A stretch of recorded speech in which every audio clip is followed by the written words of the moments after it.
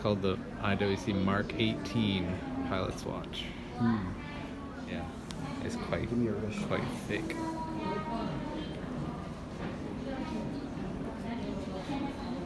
Yeah, show me the thickness. Okay, so this watch is the Zenith Defy El Primero 21. Measures 1/100th of a second. And to wind it, you have to wind it downwards to wind the movement. And to wind the chrono power reserve up here, you have to wind it upwards. So you're doing the power reserve for the chrono right now, right? Yeah. I think I see it changing. So I think it's should be fully wound now for the chrono. And when you start it, wow, 1/100th of a second. 1/100th of a second. Man, that's amazing. All right, so stop it randomly.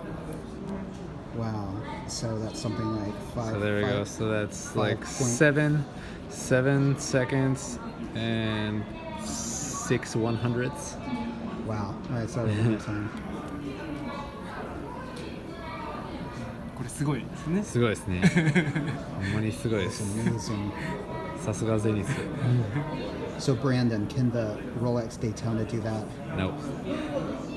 It cannot. I don't know, man. This is pretty amazing. This gives the Rolex Daytona a serious run for its money. I think if you're not a Rolex fanboy, you probably want to go this route. Beautiful. It's beautiful, man. I love the dial, the way that they've executed that map on it is just so beautiful. And of course, I like that it can account for daylight savings time. All right, this Tribute Duo Face is a stainless steel manual winding watch, and it has the look of their 1930s pieces, and I love the blue dial on it. You can really see it pop there. Here's Brandon trying on a reverso, and I think if you're going to go reverso, you should go for a duo face because, you know, you get those basically two separate working watches, and it's like getting two watches in one.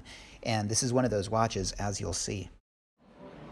So it's got plastic? This has got the blue plastic sticker on it.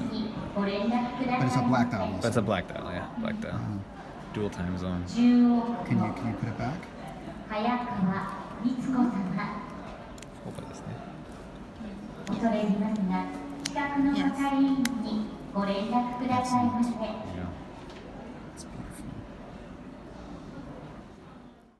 One small gripe was the opposite side says travel time, which I think is kind of unnecessary.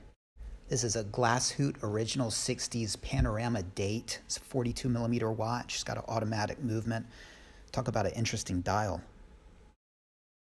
All 5 of the 2020 Olympic limited edition Speedmasters, including that Panda right there. That's the one to have. You can't find that in shops. Brandon and I discussed, should we get it? Should we pick it up? Well, it was just a display item. The rest of them were for sale, but not that Panda. This is Brandon demonstrating a split-second chronograph, aka retropont.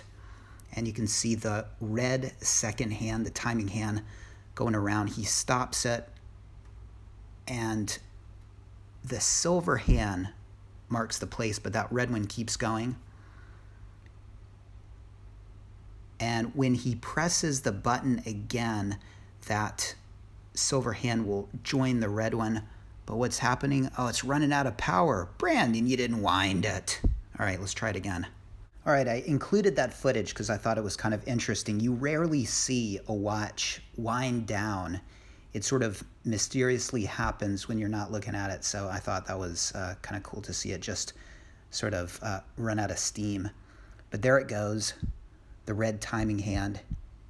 And he's going to press the crown. That's the button that splits the second. He just did it.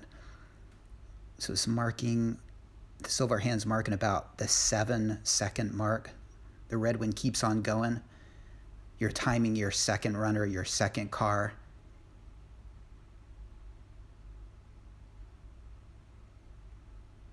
But you press it, and the silver one joins the red one. There it goes. And you can split it again anytime you want. So retropont. If you're a chronograph aficionado, this is a pretty cool piece of kit, and kind of like the lap function on a Casio stopwatch. This is a Breitling Navitimer BO3 Chronograph Rattrapant 45. It's a steel piece, and the dial is Pan American bronze. It's just a tad under 11,000 USD, and it comes on a croc strap. Make it your own by going to Kobe.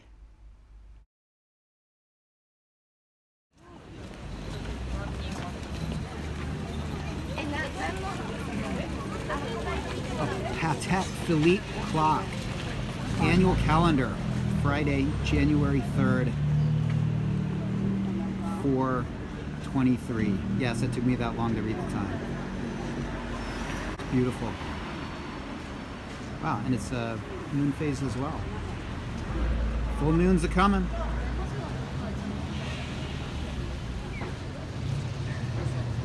Maynard, are you getting a Patek?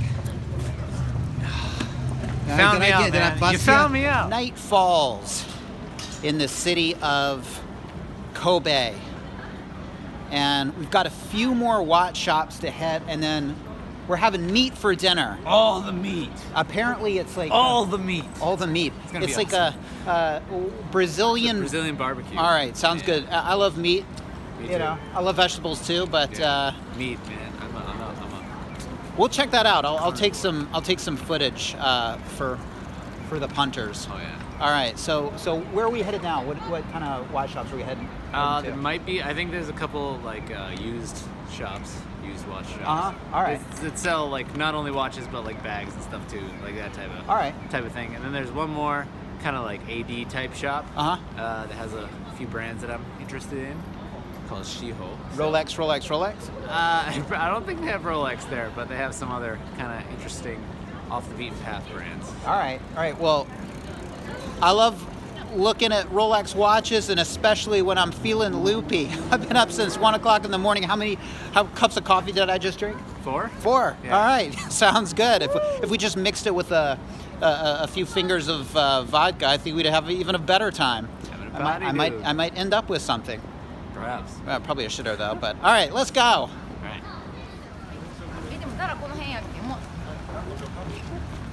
Clock's all lit up.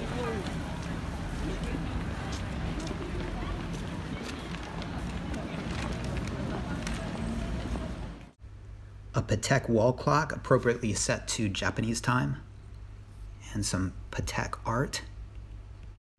This is a perpetual calendar chronograph. Came out in 2011 as a hand-winding piece and runs for about 170,000 euros, so about the price of a house, carpet beetles not included. Of course, it doesn't have a GMT function, so it's seriously pushing into shitter territory. Better be careful. This is a travel time, and it's a 37.5 millimeter watch, which I think is perfect. It's basically like a 55-24, but the right size. There's just one problem. Look up on that tag. It says L. It's a ladies' piece. Just because of that L, I couldn't wear it. That's a shame. They should make it unisex. This is an annual calendar chronograph, and it's made out of platinum. Of course, you can see it's got diamonds around the bezel. This is a relatively sporty-looking annual calendar chronograph. It's got an automatic movement. It's made of white gold, and the case size is 40.5 millimeters. All right, guys, have New Year's Osake at Patek Philippe. We didn't have any, but you can.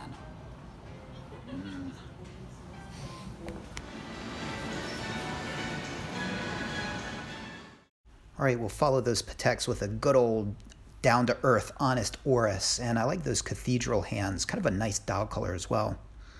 It's another dial color variation. I think I prefer the red. And this, well, what can I say about it? It kind of reminds me of the Seiko Alpinist in a way. Oris. Gotta like Oris. A decent alternative to a Submariner. Breitling Super Ocean, beautiful blue dial, that's really nice. And I really like the bracelets on these watches. Now I prefer the pre-ceramic version. Like the modern Seamasters, it's got good balanced date placement.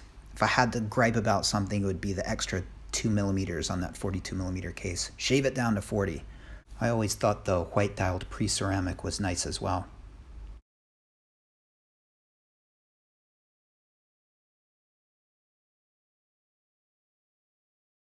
And for the man overly fixated on GMT function watches, he's got to have balls. Well, one ball right there. The one on the right, not a GMT function watch. All right, a retro-looking Oris with kind of an Art Deco dial. I'm not sure if I like that Art Deco. I can't decide if it's contrived or not. A couple different dial variations. I think gradient dials can be nice, but for some reason, this just doesn't speak to me. Nice solid Oris right there. You know, I like Orises. They're honest watches. But for my money, I think I'd just throw in a couple thousand USD extra and go for a pre-owned Rolex Omega, something a little more punchy than an Oris. You're not going to get any women with an Oris. If you love Orises for their own sake, I say go for it. They're great watches. I just fear people will see that lower price and think, yeah, I really want a sub, but I'll settle for an Oris.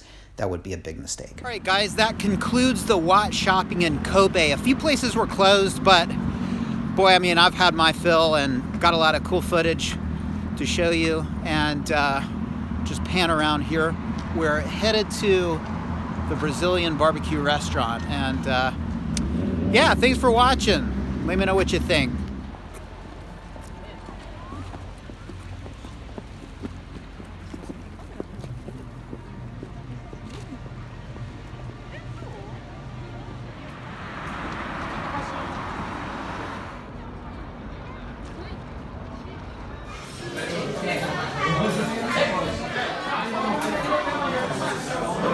Alright guys, Brazilian meat restaurant, there it is. Look at all that meat. Alright guys, take care.